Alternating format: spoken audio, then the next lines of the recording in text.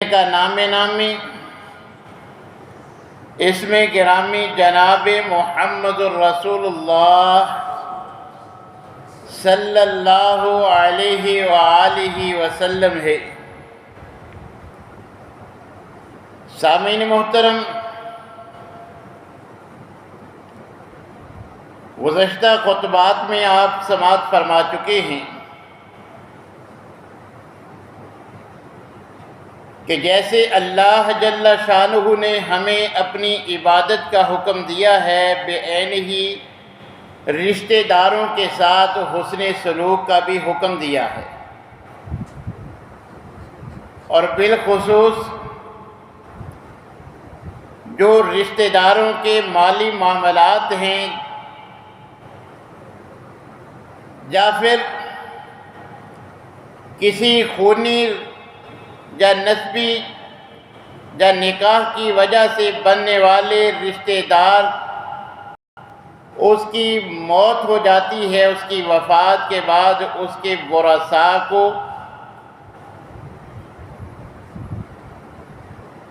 اللہ کے بنائے ہوئے نظام وراثت کے مطابق وہ اس کا ترکہ ان میں تقسیم کر دیا جائے۔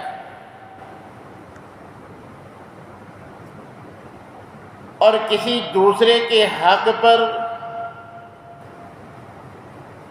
اگر کوئی قبضہ کر لیتا ہے، حقدار کو اس کا حق نہیں دیتا، تو اس کی وعید بھی کتاب و سنت کی روشنی میں آپ سماعت فرما چکے ہیں۔ تو اللہ تبارک و تعالی نے وراثت کے مسائل شروع کرنے سے قبل کہ میت کے جن ورثاء کو حصہ ملنا ہے، کتنا ملنا ہے، وہ بیان کرنے سے پہلے اللہ تبارک و تعالی اس بات سے ہمیں آگاہ فرما رہے ہیں کہ للرجال نصیب مما ترک الوالدان والاقربون وَلِلنِّسَاءِ نَصِيبٌ مِّمَّا تَرَكَ الْوَالِدَانِ وَالْأَقْرَبُونَ مِّمَّا قَلَّ مِنْهُ أَوْ كَثُرَ نَصِيبًا مَّفْرُوضًا۔ حصے بیان کرنے سے دو تین آیات قبل اللہ تبارک و تعالی یہ آیت کریمہ لائے ہیں کہ جس کا ترجمہ یہ ہے کہ للرجال نصیب، کہ مرد رشتہ داروں کے لیے بھی حصہ ہے، مما ترک، اس میں سے جو اس رشتہ دار کا ترکہ بنتا ہے، والاقربون، والدین کا جو مال ترکہ بنے اس سے بھی، والدین کے علاوہ باقی جو رشتہ دار ہیں ان کی وفات پر بھی مردوں کا اس کے ترکہ میں سے حصہ ہے۔ اور اسی طرح یہی بات الگ سے اللہ تبارک و تعالی نے عورتوں کے لیے بھی اسی آیت کریمہ کے اگلے میں فرمائی کہ وَلِلنِّسَاءِ نَصِيبٌ، جیسے مردوں کے لیے ان کے والدین اور دیگر رشتہ داروں کے ترکہ میں سے ان کا حصہ ہے، اسی طرح اگر رشتہ دار مردوں کی طرح عورتیں ہیں تو ان عورتوں کا بھی اس کے ترکے میں سے حصہ ہے۔ اور اللہ تبارک و تعالی نے ایک اور بات کلیئر کر دی کہ مما قل منہ او کثر، کہ ترکہ چند سو یا چند ہزار میں ہو یا لاکھوں کروڑوں میں، حصہ سب کا ہے، ملنا سب کو ہے۔ لہذا یہ سوچ کے اب بانٹنے والا ہے ہی کیا، ہے ہی کتنا کہ جس کو تقسیم کیا جائے، تھوڑا سا تو ہے، اب ایک ہی تو چھوٹا سا مکان ہے، اس کے بھی حصے کر لیں۔ اب اگر اس کو بھی بانٹ لیں تو بنے گا کیا؟ اللہ تبارک و تعالی حکماً فرما رہے ہیں، مرنے والا والدین میں سے یا رشتہ داروں میں سے اگر کوئی فوت ہو گیا، اب اس کی ملکیت میں مال و اسباب کم ہو یا زیادہ، اس میں وارث مردوں کا بھی حق ہے، وارث عورتوں کا بھی حق ہے، اور یہ کوئی ترغیب نہیں ہے کہ دینا چاہیے، ایسا کر لو، دے دیا کرو، یہ کوئی نرم گوشہ اس میں نہیں ہے۔ اسی آیت کریمہ کے اگلے الفاظ میں اللہ کلیئر کر رہی ہیں، نصیبا مفروضا، یہ ان کا حق ان کو دینا، یہ میں اللہ نے فرض کیا ہے، جیسے نماز فرض ہے، حج زکوٰۃ فرض ہے، ترکہ تھوڑا ہو یا زیادہ، تمام ورثاء میں اس کا حق ہے، مردوں کا بھی عورتوں کا بھی، اور یہ فرض ہے ان کو دینا۔ اور یہ بات بھی ساتھ کلیئر کر لیں کہ دینے والا یہ سمجھتا ہے شاید میں دے رہا ہوں، کہ جی میری اچھائی ہے، جی میں نے بہنوں کو دیا، میں نے چھوٹے بھائیوں کو دیا، یہ ہم نہیں دیتے۔ جب کوئی رشتہ دار فوت ہوتا ہے، اس کے سبھی ورثاء کو شرعی لحاظ سے اسی وقت منتقل ہو جاتا ہے۔ اب جس کا قبضہ ہے، جو اس سے استفادہ کرتا ہے، اس کی ذمہ داری ہے کہ جلد از جلد جن کا حق ہے ان تک پہنچا دے۔ یہ ان کو اللہ نے دیا ہے، جو ہی آخری سانس ختم ہوئی، اس کے ذمے، اس کے پاس، اس کے جو ہے وہ منقولہ غیر منقولہ جتنی بھی اس کی جائیداد ہے، وہ سب اب ترکہ ہے، اب وہ اس کا نہیں رہا۔ اس کے جتنے ورثاء زندہ ہیں، اب ان کا جو وراثت کے اصولوں کے مطابق جس کا بنتا ہے، اب وہ ان کا بن چکا ہے۔ اب دینے میں سستی ہماری طرف سے ہوگی،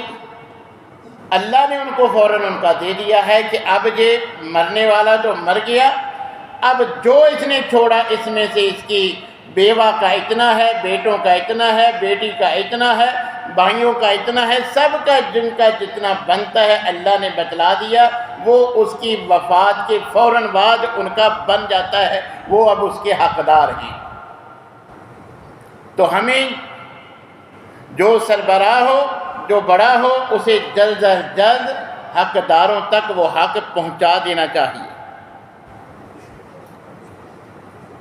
اور اسی طرح اسی آیت کریمہ سے یہ بات بھی معلوم ہوتی ہے کہ یہ جو ذہنوں میں یہ بات ہے نا کہ عورتوں کو پیسوں کی کیا ضرورت ہے، انہوں نے کیا کرنا ہے، ان کی کیا ضرورت ہے، یہ جو اسلام کا نظام وراثت ہے یہ ضرورت کی بنیاد پر نہیں ہے کہ جس کو ضرورت ہوگی اس کو ملے گا، جس کو ضرورت نہیں ہوگی اس کو نہیں ملے گا۔ اور ہم اپنے معاشرے میں ذرا جائزہ تو لیں، کیا عورتوں کو، ہماری بیٹیوں کو، ہماری بہنوں کو، ہماری ماؤں کو پیسے کی ضرورت نہیں ہے؟ کیا ہمارے معاشرہ میں اسی مال کے حصول کے لیے عورتیں غیر شرعی حرام کام کا ارتکاب کرتی ہمیں نظر نہیں آتی؟ ہم تو سمجھتے ہیں کہ انہوں نے کیا کرنا ہے۔ وہی عورتیں جن کو ہم یہ سمجھ کے ان کا حق نہیں دیتے کہ ان کو پیسے کی ضرورت نہیں، معاشرے میں وہ چوریاں کرتی بھی نظر آتی ہیں، وہ لوگوں کے گھروں میں برتن مان کے، ان کے گھروں کے کپڑے دھو کے، صفائی کر کے بھی جو ہے وہ اپنا پیٹ پالتی نظر آتی ہیں، پھر بھی ہم کہتے ہیں ان کو پیسوں کی کیا ضرورت ہے۔ حتیٰ کہ دنیاوی معاملات کے لیے مجبور ہو کے وہ جسم فروشی کے دھندے پر آمادہ ہو جاتی ہیں کہ پیٹ تو پالنا ہے، مگر جو ان کا حق ہے ہم یہ سوچ کر نہیں دیتے کہ انہوں کو پیسوں کی کیا ضرورت ہے۔ اور اگر طریقے اسلام کا آپ مطالعہ کریں، سب سے پہلے چوری کی جو سزا ہے نا، جس پہ ہاتھ کاٹا گیا، وہ مرد کی نہیں ہے، عورت ہی کی ہے۔ وہ معروف واقعہ آپ کو ذہن میں ہوگا کہ جب صحابہ نے سفارش کی تھی نا کہ اللہ کے رسول عورت ہے، غلطی ہو گئی، کوئی تنبیہ کر دیجئے، بس اس کو سزا سے جو ہے وہ اس کی سزا میں ذرا کوئی تخفیف کر دیں، عورت ذات ہے، بیچاری سے غلطی ہو گئی۔ تو زبان رسالت سے نکلے ہوئے الفاظ آج بھی احادیث کی صورت میں موجود ہیں۔ لو ان فاطمہ بنت محمد صلی اللہ علیہ وسلم، اور سفارش کرنے والوں یہ تو عام قبیلے کی عام عورت ہے، اگر محمد صلی اللہ علیہ وسلم کی لخت جگر، جنت کی عورتوں کی سردار، جنت کے نوجوانوں کے سرداروں کی ماں بھی یہ غلطی کر لیتی، اس سزا سے وہ بھی نہ بچ سکتی، میں محمد صلی اللہ علیہ وسلم اس کو بھی سزا ضرور دیتا۔ تو عورتوں کو ضرورت ہے اور تھی اور رہے گی، اور یہ وراثت کے قانون، یہ نظام وراثت، یہ ضرورت یا عدم ضرورت کی بنیاد پر نہیں ہے۔ بس جو بہن کا حق ہے باپ کی وفات پہ یا دیگر کسی رشتہ دار کی وفات پہ، جو اس کی خواتین اس کے ورثاء میں شامل ہیں جن کا شرعی لحاظ سے حصہ بنتا ہے، وہ اس حصے کی حقدار ہیں۔ اور رہی دوسری بات کہ ہم غیر شرعی باتوں پہ کوئی آر محسوس نہیں کرتے، جبکہ کوئی جائز کاموں کو ہم نے جو ہے وہ آر سمجھنا شروع کر دیا ہے۔ اب بھائی بہن کا حق کھا جائے تو ہماری نظر میں اس میں کوئی آر نہیں، کوئی کسی بھائی کو لام تان نہیں کرتا کہ تجھے شرم نہیں آتی۔ بہن کا حق، بیٹی کا حق، ماں کا حق کھا رہا ہے، کوئی اس سے علامت نہیں کرتا۔ اگر کوئی ڈرتے ڈرتے سہمے ہوئے کپ کپاتی زبان سے بہن بیٹی مطالبہ کر دے کہ حالات اچھے نہیں، آج بچوں آپ نے ایک اسپیشل کام کے لیے بھیجا ہے کہ اماں بھائیوں کو کہیں کہ میرا جو حق بنتا ہے مجھے دیں، کہ بھائیوں سے حق مانگ لیا۔ اس کو ہم جو ہے وہ آر سمجھتے ہیں، حق کھانا حق مانگنا ہمارے نزدیک جو ہے وہ آر ہے، اس کو ہم آر سمجھتے ہیں۔ اور یاد رکھیے، جیسے شرعی لحاظ سے مرد جس کا حق ہے وہ حق کے لیے ہر راستہ استعمال کر سکتا ہے، حق کا دعویٰ بھی کر سکتا ہے، وہ مانگ بھی سکتا ہے، اگر کوئی غصب کر لیتا ہے وہ قانونی چارہ جوئی بھی کر سکتا ہے،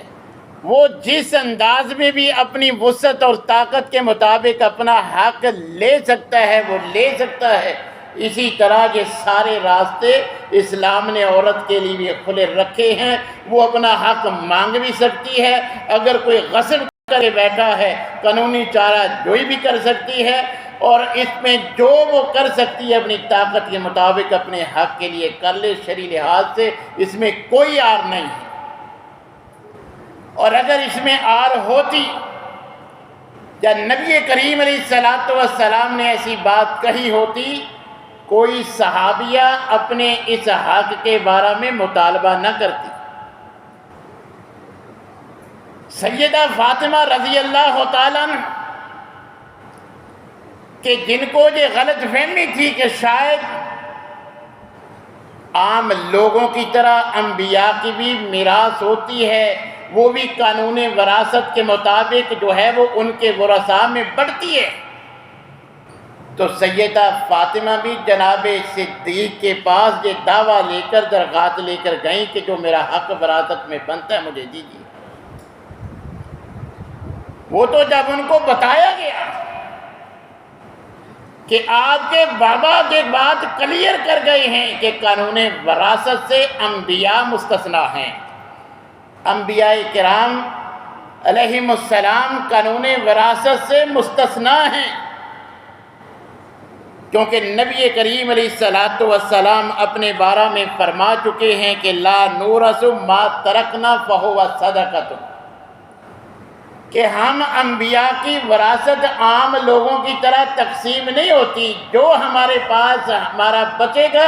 وہ صدقے کے حکم میں ہوگا، جن کو مستحقین میں جو ہے وہ بانٹا جائے گا، ورثاء میں تقسیم نہیں ہوگی۔ ان کو مسئلے کا علم ہوا، بات کلیئر ہوگی، دوبارہ انہوں نے جو ہے وہ مطالبہ نہیں کیا۔ اگر عورت کا حق مانگنا یہ عار ہوتا تو سیدہ فاطمہ تو ایسی خاتون ہے کہ جنہیں یہ بھی گوارا نہیں کہ مرنے کے بعد بھی کفن پر بھی کسی غیر محرم کی نظر پڑے، ان کو یہ بھی جو ہے وہ گوارا نہیں، وہ کبھی ایسا قدم نہ اٹھاتی۔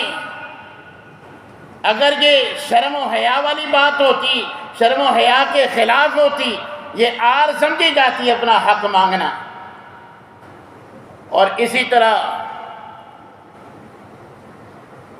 حضرت ابوبکر صدیق رضی اللہ تعالیٰ عنہ کے دور میں ایک بوڑھی خاتون، عام عورتوں کو تو چلو مان لیا مال و دولت کی ضرورت ہے، یہ تو ہماری نظر میں اگر دیکھا جائے وہ تو ویسی اماں اپنی ساری زندگی جو ہے وہ گزار چکی ہے، جیسے ہم کہتے ہیں نا کہ اب تو ٹانگیں قبر میں پہنچ چکی ہیں۔ وہ اپنے پوتے کی وراثت کے لیے کہ میرا نواسا جو ہے وہ فوت ہوا ہے تو اس کی جو ہے وہ ترکے میں سے میرا جو ہے وہ نانی کا بھی حصہ بنتا ہے۔ جناب ابوبکر صدیق رضی اللہ تعالیٰ عنہ کے پاس درخواست لے کے آئیں کہ میرا حق مجھے دلایا جائے۔ انہوں نے کہا کہ میرے پاس جو کتاب و سنت کا علم ہے، میرے پاس تو کوئی ایسی دلیل نہیں کہ اماں جان تمہارا کچھ بنتا ہے۔ ہاں میں دیگر صحابہ سے مشورہ کروں گا، پوچھوں گا، اگر نبی کریم علیہ السلام سے یا قرآن کی کسی آیت سے کوئی بات نکلی تو میں آپ کا حق آپ کو ضرور دلواؤں گا۔ پھر دو صحابہ نے حدیث بیان کی تو وہ بوڑھی ماں جو اپنی زندگی کے آخری ایام میں تھی، جب جناب صدیق کو علم ہو گیا کہ اس ماں کا جو ہے وہ چھٹا حصہ بنتا ہے، یہ نبی صلی اللہ علیہ وسلم کے اس فرمان سے، اس فیصلے سے یہ معلوم ہوتا ہے، تو آپ نے ان کو جو ہے وہ ان کے نواسے کے ترکے میں سے چھٹا حصہ دلوایا۔ اسی طرح حضرت عمر فاروق کے دور میں ایک دادی اماں جو ہے وہ بھی اپنے پوتے کی وفات پہ اس کے ترکے میں سے جو ہے وہ حصہ پانے کے لیے ان کے پاس مطالبہ لے کر آئی، تو انہوں نے بھی کہ بعض صحابہ سے مشاورت کے بعد پھر یہ حضرت ابوبکر صدیق رضی اللہ تعالیٰ عنہ کے دور کے اس واقعہ کو مد نظر رکھتے ہوئے دادی کو بھی جو ہے وہ پوتے کی ترکہ میں سے چھٹا حصہ دلوایا۔ تو اگر شرعی لحاظ سے عورت کا حق مانگنا معیوب ہوتا، کوئی شرم و حیا کے منافی ہوتا، یا پھر حق مانگنے سے کوئی رشتہ ناتا تعلق ختم ہوتا، کسی رشتے پہ جو ہے وہ زد پڑتی، تو کبھی کوئی صحابیہ یہ مطالبہ نہ کرتی۔ یہ تو ہم نے خود ہی یہ فیصلہ کر لیا کہ بہن حق مانگے تو بھائی بہن کا رشتہ ختم ہو جاتا۔ یہ تو مال کی محبت میں اصول ہم نے وضع کیا ہے، یہ کوئی شرعی بات تھوڑی ہے۔ بھائی جب بھائی سے حق مانگتا ہے اس کا رشتہ ختم نہیں ہوتا، بہن سے حق معاف کرواتے ہیں تو حصہ ختم نہیں ہوتا۔ اگر بہن بیچاری مطالبہ بھی کر دے تو بس اب اس مرنا پرنا ختم، بس وہ اپنے بغیر اب کس منہ سے وہ ہمارے گھر آئے۔ یاد رکھیے اللہ تبارک و تعالیٰ نے وراثت کے مسائل ہی سورہ النساء، یہ جو عورتیں ہیں نا جمع کا صیغہ ہے، النساء کا یہ ترجمہ بنتا ہے، یہ صورت میں مسائل عورتوں کے ہیں، یہ وراثت کے احکام اسی سورہ میں اللہ نے نازل فرمائے۔ اور آپ گزشتہ خطبہ میں سن چکے ہیں کہ یہودیت میں بھی، عیسائیت میں بھی، ہندو مت میں بھی مردوں کو تو حصہ ملتا ہی تھا۔ اگر اسلام میں بھی صرف مردوں کو ہی ملنا تھا تو پھر یہ احکامات کی ضرورت کیا تھی؟ مردوں کو تو پہلے بھی ملتا تھا۔ یہ تو اسلامی احکام تو آئی عورتوں کو ان کا حق دلانے کے لیے ہیں کہ عورتوں کو نہیں ملتا تھا۔ اور اس سے بھی بڑھ کر یہ جو وراثت کے احکام ہیں یہ اترے کیوں؟ یہ بھی عورتوں کی حق تلفی کے واقعہ کے بعد ان کی نبی صلی اللہ علیہ وسلم کے پاس درخواست لے کے آنے کی پاداش میں اترے ہیں۔ یہ جو وراثت کی آیات کا شان نزول یہی ہے کہ حضرت سعد بن ربیع رضی اللہ تعالیٰ عنہ جو جنگ احد میں شہید ہو گئے،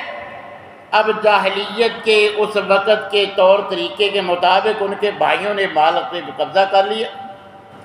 اب یہ بیچاری بیوہ بھی خالی ہاتھ، ان کی چھوٹی بچیاں وہ بھی خالی ہاتھ، کیونکہ لوگ تو سمجھتے تھے جو قبیلے کا دفاع کرتی ہیں یا جنہوں نے جنگ میں حصہ لینا ہوتا ہے مال کی ان کو ضرورت ہے، یہ عورتوں کو مال کی ضرورت ہی نہیں ہے۔ تو یہ مطالبہ لے کر نبی صلی اللہ علیہ وسلم کے پاس آگے کہ اللہ کے رسول آپ جانتے ہیں کہ میرے شوہر اور ان کے والد وہ جنگ احد میں جو ہے وہ شہید ہو گئے ہیں، اب ان کے پاس جو تھا اس کے بھائیوں نے قبضہ کر لیا، اب میں بھی محروم اور میری بچیاں بھی بیچاری محروم۔ تو نبی کریم علیہ السلام سن کر رنجیدہ تو ہوئے۔ تو اللہ تبارک و تعالیٰ نے اس سوال کے، اس مطالبے کے، اس درخواست کے جواب میں یہ ساری آیات، یہ وراثت کے سارے قوانین جو ہے ان کا نزول فرمایا ہے۔ یہ وراثت کے قانون کے ساری آیات، یہ احکام آئے ہی عورت کے مطالبے پر ہیں، اس کے سوال پر ہیں۔ یہ ساری آیات کا شان نزول یہی واقعہ ہے۔ اور اسی طرح نبی کریم علیہ السلام نے ان آیات کے بعد پھر ان کا فیصلہ فرمایا کہ جو بیوہ کا حق بنتا تھا اس کو دلایا، جو بچیوں کا حق تھا ان کو دلایا۔ تو گویا یہ سمجھنا کہ عورتوں کو مال کی ضرورت نہیں، یہ بھی عبث ہے، اپنی طرف سے بنائی ہوئی بات ہے۔ یہ سمجھنا عورت مطالبہ کر لے تو رشتہ داری پہ، رشتے پہ زد پڑتی ہے، اپنی بنائی ہوئی بات ہے۔ شرعی لحاظ سے ہر حقدار کو جیسے یہ اجازت ہے اپنا حق لینے کی، مطالبہ کرنے کی، قانونی چارہ جوئی کرنے کی، اسی طرح ہر خاتون کو بھی اس کی جو ہے وہ اجازت ہے کہ وہ بھی یہ سارے معاملات کر سکتی ہے۔ اب اس کے بعد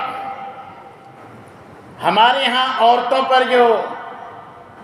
ہمارے معاشرے میں جو ظلم و ستم ہوتا ہے ان میں ایک تو یہ معروف وراثت کا طریقہ کار ہے نا کہ والد کی وفات پہ اس کی جو ہے وہ ترکے میں سے ہمارے معاشرے میں ہوتا یہ ہے کہ جب شادی ہوتی ہے، شادی کے بعد اللہ نے جتنی جس کی عمر لکھی ہوتی ہے، اگر کوئی عورت فوت ہو جاتی ہے تو اب اس کو جو جہیز کا سامان دیا جاتا تھا اس کو ہم وراثت یا ترکہ سمجھتے نہیں۔ سسرال والوں کے قابو میں ہو تو وہ سارا ہڑپ، یا پھر اگر اس کے گھر والے وہ چاہیں وہ سب کچھ جو ہے وہ واپس لے جاتے ہیں اور وہ یہ سمجھتے ہیں کہ اب اس کی دوسری بہن کی شادی کریں گے، یہ سارا سامان جو ہے وہ اس کو دے دیں گے۔ حالانکہ شرعی لحاظ سے اس کو وہ ترکہ سمجھ کے شرعی اصولوں کے مطابق اس کی تقسیم کرنی چاہیے تھی۔ تو یہ بات ذہن میں رکھیں، جیسے مرد فوت ہو جائے اس کا مال تقسیم ہوتا ہے، اسی طرح عورت فوت ہو جائے جو اس کا جہیز کا سامان ہے، جو اس کے پاس جو ہے وہ سونا چاندی جو بھی مال و دولت ہے اس کی وفات میں وہ بھی تقسیم ہوتا ہے۔ اور یہ جو شوہر سارا ہی رکھ لیتا ہے یہ بات درست نہیں۔ اگر مرنے والی کی اولاد ہے یا نہیں ہے، کہ دو کیٹیگریاں اللہ نے قرآن میں اگلی آیات میں بیان کی ہیں کہ جو عورت فوت ہو گئی ہے مگر اس کی جو ہے وہ اولاد ہے، کوئی بیٹا کوئی بیٹی اس کی ہے،